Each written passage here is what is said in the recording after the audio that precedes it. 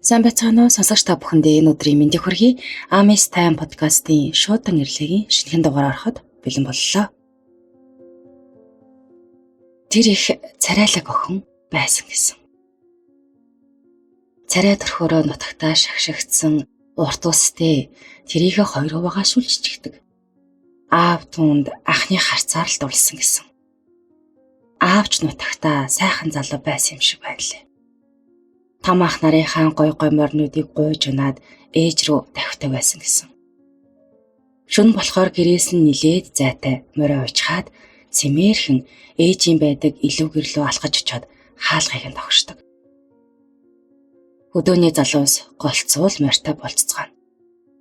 Дунд сургуулаа төгсөөд л тэр хоёр мал дээр гарцгаасан.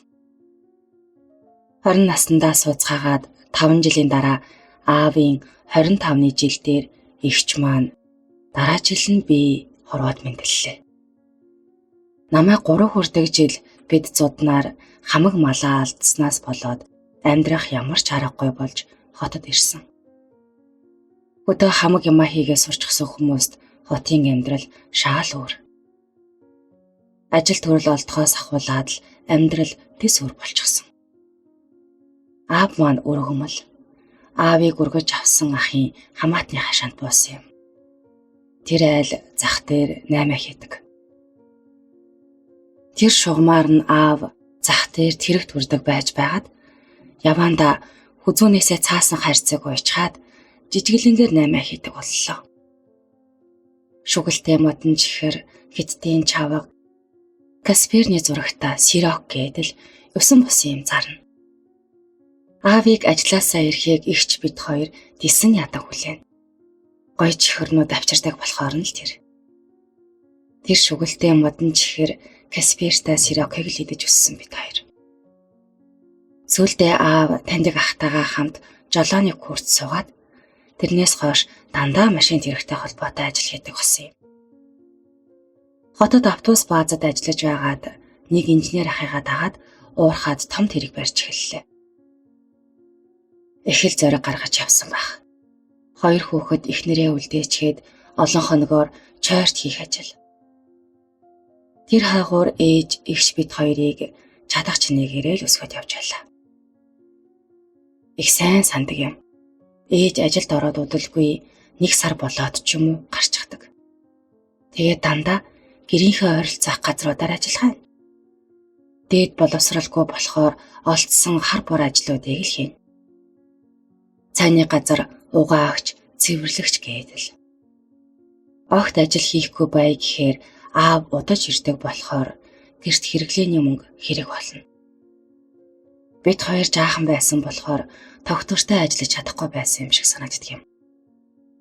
Аав чойрт уурхаад ажилд ороод жил гарan болчихсон байлаа. Би 8 настай ихч 9 байсан. Нэг өдөр ихч бид хоёр гэртээ хичээлээ хийгээ сууж байтал гаднаас ээж дүүтэйгээ ороод ирлээ. Явж аавтаа нуулцыг гэв. Бид хоёр бөөн баяр олон сар аавыгаа хараагүй хүүхдүүд харахгүй л дээ. Намрын сүүл сар өвөл болох гээд сэрүү орчихсон болохоор бид хоёрыг дулаах хувцлана. Вагоноос буугаад цаашаага машин хөөслөөд яваад л байсан. Манай аав ийм л хол газар ажилладаг юм байх та гэж би дотроо бодно. Аав гарч ирээд барьж авч үнсээд бид хоёрыг хөтлөө дотгош орууллаа. Бид хоёр аавынхаа өрөөнд ороод ирж гисэн бөөн баяр. 2 давхар ааштай. Аав нь 2 давхарт нь унтдаг гэдэл аав өрөөгөө сонирхуулж байгаад яг цонхоор хартал бид хоёрыг авч ирсэн машин шууд яваад өгсөн. Ээж буухгүй явчихлаа гэд бид хоёр хэлсэн чинь аав юу ч дуурдаггүй. Тэгэхээр нь бид хоёр ээж орхио явчихлаа, ээжийг авчир гэд баахан уйлсан. Аав зайлвал бид хоёрыг аргах гээд цөөвөн барьж гүйж ирээд л тэр цөөвөнг ёстой мартдаггүй юм. Манай аав ногоо иждэггүй байхгүй юу? Тэгсэн ажлынхан газрын тохиож ганцхан манай аавд зориулж ногоогүй хоол хийж өгдөг гээд тэрийг хөөхөн хэлж өгөөд л. Дам махтай, гурилтай зүүн бариад ирчихсэн. Бид хоёр тэр шүнжэнгөө ааваас ээжийг нэхэж байсан да. Маргааш өглөө болоод аав шууд ажилласаа гарчихсан. Яагаад ингэж харьчих байсан юм бол ээлж дөрүүлээд явчихж байгаа юм. Өчигдөр яагаад ээжтэй хамт яваагүй юм гэд бид хоёр асуув. Ингээд бид гурав гэртээ ирлээ. Ээж өөрийн гих бүх юм аваад явчихсан байсан. Ээжийн гих юу ч байхгүй. 2-3 өдөр галлаагүй гэр цэвх үйтэн хөөд дагаад хөндий орхино. Бид хоёр гэрээ хараад бүхнийг ойлгосон. Ээж дахиж ирэхгүй юм байна гэдгийг. Одооноос гуруулаа амьдрнаа гэж хэлээд аав инээсэн. Тэрнээс хойш бид гурав хоолундгүй хэсэг байлаа. 2 охиноо хаяад өдөө явж болохгүй болохоор түрээсийн машин авсан. Тэр үед чинь хүнтэй гэрээ хийгээд өдөрт 15,000-ийн түрээс төлөөд машиныг нь ундаг байсан юм. Өдөр болгон төсөөр байгаад 2 жилийн дараа машин нь өөрийнх нь болдог. Аав нэг ахаас Элянтра гэдэг машин аваад хотод таксинд явдаг боллоо. Оройдоо бид хоёрыг үлдээж болохгүй болохоор 2 жижигхэн ямиг урдаа суулгаад бусыг нь бүсэлчихнэ. Гуруула оройч таксинд явна. Бид хоёр аавд хань болсон ч байхгүй 10 гээд л унтаадаг. Шөнө 3-4 хүртэл таксинд явна. Гадуур хүмүү байвал өдрийн түрээсийнхээ мөнгийг л өгöd харна. Тийм үедээ бид гурав дулаан хүнжилтээ ороод тэрвэрлдээд л унтчихж байгаа юм чинь. Гүрийнэ. Түлэн өрс байхгүй үед ус буслахагчдаа хоол хийж идэнэ. Тэр үе ус буслахагч дотроо мушгаа төмөртэй тэр төмрийнх нь голоор будаа орчихно. Ус буслахагчн дотор амьдрал явдаг байлаа. Аавын машин заримдаа эвдэрчлээ. Эвдэрсэн үед нь бид гурав огтоос юу ч үгүй ханана. Сайхан үлссэн чигээрээ тэрвэрлдэж унтаад өглөө нь аав эрт босоод энэ тэндээс мөнгө гуйж аваад машинаа засуулна. Тэгээд л халтуурандаа дахиад гарна. Бид гурав газраар орц засч унтдаг. Аав хамгийн захт нь би дунд нь гээд зэрэгцээд унтдаг байсан. Шөнө бид хоёрыг унтчихсан гэж бодоод цаашаа хараад аавын мэгшэртлээ уйлж холсон шөнүүдийг би сандаг. Амьдрал шантраад л уйлдаг байсан баг. Би сонссон ч сонсоогүй юм шиг хөдлөхгүй хэвтэн. Хэрв аваа тавуулаад байгаа юм уу гэд асуучихвал энэ хүн улам шантрах байх. 2 охиндоо нулимсаа харуулчихвал өөртөө итгэх бардам сэтгэл нь алга болчих байх гэж бодоод гүрийгээд хажууд нь үндсэн дүр хэсгэн хэвтэн. Олон шүн сонссон доо. Нэг өдөр чойрт хамт ажиллаж байсан хамаатны дүүн шинэ ажилд орсноо аавд хэллээ. Та бас энэ ажилд орчихооч бол даахаа. Цалин нь өндөр, хөөгтүүд чинь л хэрэгтэй. Таксигаар амьдралаа залгуулна гэж байхгүй. Хоёулаа хамт энэ ажилд явъя гэлээ. 24 хоног гараад 14 хоног ажилдаг ажил. Бид хоёр бүр томроод 14-15 болчихсон байсан юм. Аавч зориг гаргаад дүүгээ дагаад ажиллахаар боллоо. Тэр нь өмнө говьд. Бид хоёр тамга юмаа захичил явсан. Такси барьдаг үеэс хамаагүй амьдрал дээшилж байгаа юм чинь. Хоосон хонсон өдрүүд байхгүй болж хэрэглэнээсээ хэтрэхгүй ч ямар ч л байсан түлээ хоол ороод асархаа болов. Дэвтэр ном хувцс хунраарч дутахгүй. Ингмээр байна, тэгмээр байна гэхээр мөнгө төгрөн болохгүй байсан ч аав нь бүтээнэ гэдэл дэмжинэ. Аав бид гурав бүх юм ярилцдаг. Сарын тэмдэг, хөх ургаалт, үерхэл, нөхөрлөл. Аавч бас бидэнд ямар эмэгтэйтэй уулзч байгаагаа нээлттэй ярина. Аав нь тийм эмэгтэйтэй тэгж уулзаад гэд бид хоёрт ярьж зургийг нь үзүүлдэг. Эсвэл гадуур бид хоёрыг дагуулж авч уулзаж байгаа эмэгтэйтэйгээ хамт хоолнд ордог. Тэгсэх хэрний огтоосаа гэртээ дагуулж ирэхгүй. Бид хоёр нэг удаа хэлсэн юм. Аваа, бид хоёр том болчихлоо. Одоо бид хоёр ойлгоно штэ. Та сайхан эхнэр аваач гэж. Аав тэгэхэд өөдөөс миний хоёр охин орхитос гээд кино үзээгүй юу? Тэрэн дээр хойд охин охиноо бүр амар зодоод хайрч мараад байдаг юм байна лээ. Намайг хөдөө явсан хойгуур миний хоёр охиныг зодож нүдээд тамдад зовоогоод байвал яах юм? Та хоёрыг тэг зовоож яснаас эхнэргүй явсан дээр гэж хариулна.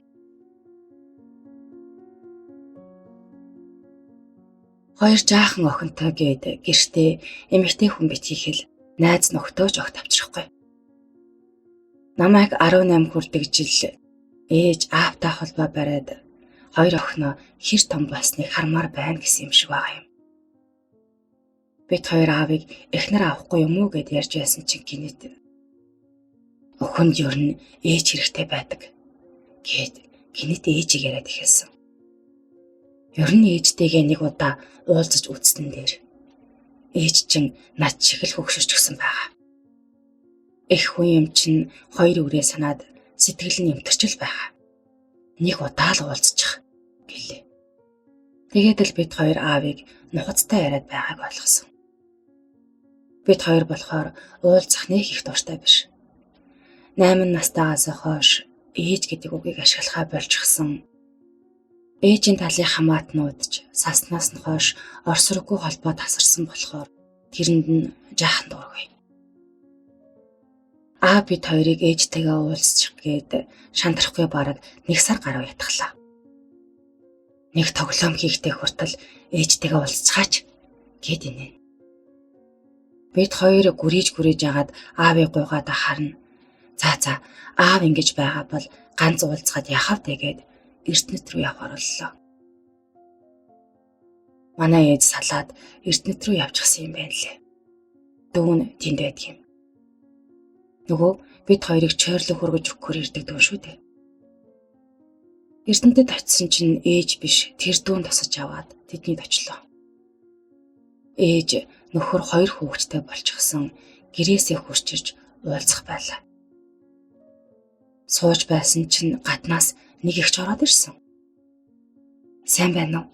Гэснээ манай эгчийг үнсээд ахаар нь би эгчийн таньдаг хүн юм байх гэж бодсон чинь ээж байсан. Би ээжийг хараа таниагүй.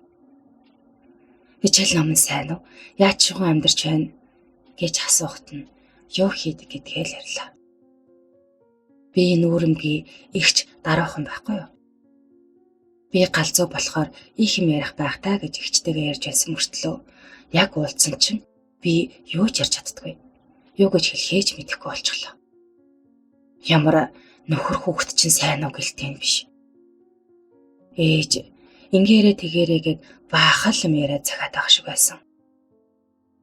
Би бүр тэр хүнийг эгчээ гэхүү, ээжээ гэхүү уучраач болоогүй. Тулгамцаар байгаад л ирсэн. Тэгэж нэг 8 наснаас хойш анх удаа ээжтэйгээ уулзч үзв. Ээжтэйгээ уулзсан чи ямар байна гэхээр нь "Гүй яах вэ? Нэг тийм гойч биш л юм байна" гэсэн чинь юу яриад байгаа юм бэ? Ээжтэйгээ минь олон жилийн дараа уулзч байж гэж шоолоод бол. Ээжтэй уулзаад таниагүй. Бас хөгшөрчихсөн юм шиг санагдсан гэд аавд хэлсэн чинь амар тоглоом хийгээд л. Ер нь аав чинь залуугаараа байгаад байдаг болохоос миний насныхан бүгдээрээ л өвөө эмээ болчихсон байгаа биз дээ гэж инээж байна. Тэрнээс хойш ээжийн талаар дахиж яриагүй. Цаг хугацаа явсаар эгч маань их сургуулаа төгсөөд Япон орныг зорилоо. Бусад айлын хүүхдүүд гадаадд сурч болоод байгаа юм чингээд яаж игээд л эгчийг аав явуулсан. Эгч аав хоёр хоорондоо бараг уцаар ярихгүй. Яагаад гэхээр уцаар ярихаар хоёулаа уйлж хад байдаг юм. Нэгнийгээ санаад. Баяр ёслолоор л би эгч рүүгээ залгаж аавыг нэг харуулна. Цаг хугацаа өнгөрөх тусам амьдрал нүдэн дээр өргөжөөд машинтай болоод 5 хантай гэрт амьдарч байснаа байранд хүртэл орлоо. Байранд орох үед аав би ер нь байгаатай талхаж амьдарч байсан болохоор байртай болно гэж мөрөөдөж байгаагүй юм байна. Мөрөөдөж байгаагүйгээ авчихсан юм чинь би одооноос мөрөөдөлтэй болно гэж хэлсэн.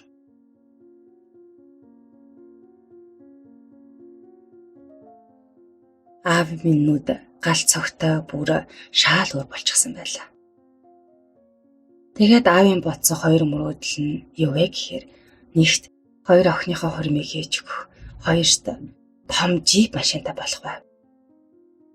Миний хоёр охиныг бэр гуугаад ирвэл ёстой 3 буцаана. Өдий болтол 2 цэцэг цэврүү шиг охиноо яаж өсгөлөө хүнд ёстой нэр төртөө өгөн шүүл гин. 2020 оны 11 сарын 2-нд би аавынхаа ажиллаж байгаа газар руу найзынхаа машинтай явж байлаа. Энэ удаа аавтайгаа уулзна гэсэн баяр хөөр биш, аавыг амьд үлдээсэй гэсэн залбирал надад байв. Аавыг ажил дээрээ осолд орчихсон яаралтай ир эмнэлэг рүү авч явж байна гэж ажлынхаа хүнээс дуудлага ирсэн юм. Намайг очиход эмнэлэг рүү биш, морг руу дагуулж авсан. Аав минь Ослоос болоод үнэндээ газар дээрээ нас барсан байж. Би итгээгүй. Хичнээн аавын минь цогцыг надад харуулсан ч би итгээгүй. Нэг мэдсэн би эмнэлэгт ирсэн. Манай хоёр найз миний хажуу зогсчихсон, тайвшруулад тусал залгачихсан. Энэ тэмдгүй хүмүүс зогсчихсон. 2 хоног шокийн байдалтай өнгөрүүлэхэд хамгаатны маань ихч энд байгаа хүмүүс чамайг л харж байна. Чиний хий гэснийг л хийн гэд тэгээд л оршуулга яриад эхэлсэн. Би өгсөн гэж итгэхгүй байгаа хүнийхээ оршуулгыг хийх хэрэгтэй болсон юм. Игчийн яг төрсөн өдрөөр энэ бүхэн болоод би игчтэй төрсөн өдрийн мэнд хүргэж чадаагүй. Игч тэгсэн чинь мессенжерт ганц игчтэй мэд хүргэсэнгүй гээд баахан юм бичиж. Би игчэд яаж хэлэх учраа олохгүй байж байгаад хамаатныхаа нэг хөгшин игчээр игчэд хэлүүлсэн юм. Тэр игч дараа надад та 3 ёстой 3 биенийг хээл гэсэн тэнэг хүмүүс шүү гэж хэлсэн. Игч өөдөөс нь намайг яаж байна л гэж баахан асуусан юм шиг байгаа юм. Бид 3 чинь бие биенийхээ гэсэн шадар 3 зэрэг байсан юм шүү дээ. Аавыг өнгөрсний дараа би хууль ёсны төлөөлөгч нь болсон. Банк бүх хадгаламжийг нь хаагаад хууль ёсны хүнд нь хадгаламжийг нь шилжүүлдэг юм байна л та. Би аавыг ерөөсөө хадгаламжтай гэж бодоогүй. Ааваас заримдаа мөнгө асуухаар байхгүй энэ сарнаат гараа болго гэд халгаадаггүй байсан юм. Тэгсэн би 3 хадгаламж хаалгах болсон. 3 улаан хугацаатай. Нэгэн зүгээр л нэргүй хугацаатай хадгаламж байсан. Бодвол гинтийн эрсдэл зориулсан баг. Нэг нь машин аавна гэсэн хадгаламж байсан. Хамгийн сүүлийнх нь 2 охины хурим гэсэн хадгаламж. Хурмын хадгаламжаа олон жилийн өмнөөс нээчихсэн. Эхэндээ баг хийдэг байсан ч сүүл рүүгээ сар болгон 800 мянгаыг хийдэг болсон хадгаламж байсан. Аав минь тийм л их асыг харсан хүн байж. Би аавынхаа төрөвчийг огт үздэггүй байсан. Сүүл цагдаагаас битэн байсан юмнуудыг нь хүлээж авахд төрөвч нь байсан юм. Нэгэд үздэл бид хоёрын цээж зураг төрөвчээр нь дүүрэн байсан. Бүр он оноор. Зарим нь бүр өнгөгдөөд илэгдчихсэн. Төрөвчнийх нь бүр талдаас маарланд байгаад амар хатаад хорчижчихсан юм гараад ирэхээр нь гайхаад нэгэд үздэл бүр игч бид хоёрын хүй байсан. Бид хоёрыг төрүүлсэн ээжтэйгээ заавал уулзах хэрэгтэй, хүнд ээж хэрэгтэй гэж хэлж байсан ч үнэндээ аав минь өөрөө бидний хувьд ээж байсан юм.